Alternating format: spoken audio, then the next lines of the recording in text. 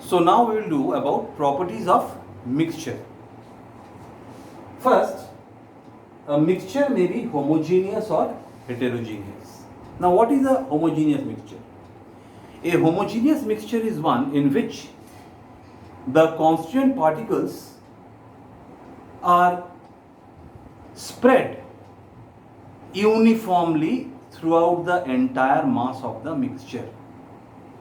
For example, when you prepare sugar solution, after dissolving sugar in water, the sugar solution which you prepare, the sweetness of that solution is uniform throughout the mixture.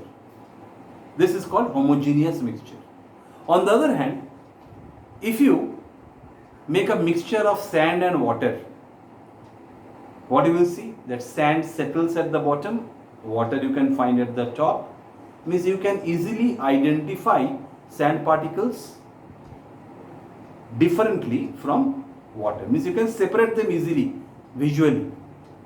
So such a mixture will be called as a heterogeneous mixture. Means in which the individual particles they have well defined boundaries by which we can separate them. Second, the constituents of a mixture can be separated by simple physical methods. In a mixture, for example, take the mixture of sand and water. You can easily separate water from sand by the process of filtration or by the process of sedimentation followed by decantation. Right? Means by applying simple physical methods, we can separate the constituent substances from the mixture. Third, in the preparation of mixture, energy is neither given out nor absorbed. So, when you prepared sugar solution, did the temperature of solution increase?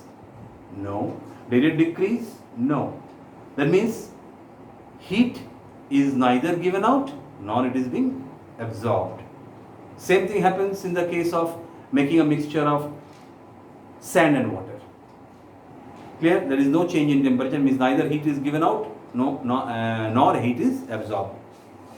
Fourth, the composition of a mixture is not fixed, definitely.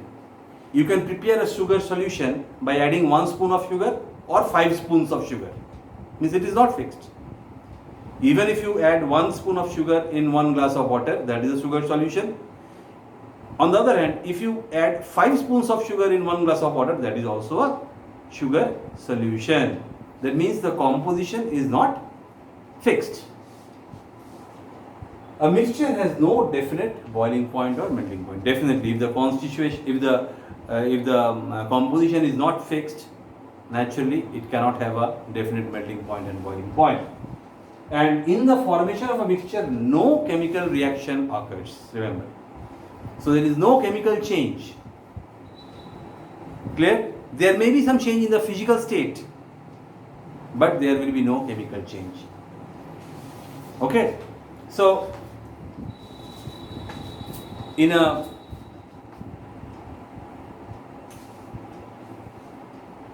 formation of mixture, there will never be any chemical reaction involved.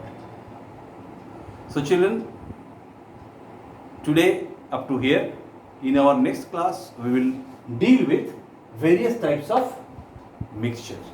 Thank you.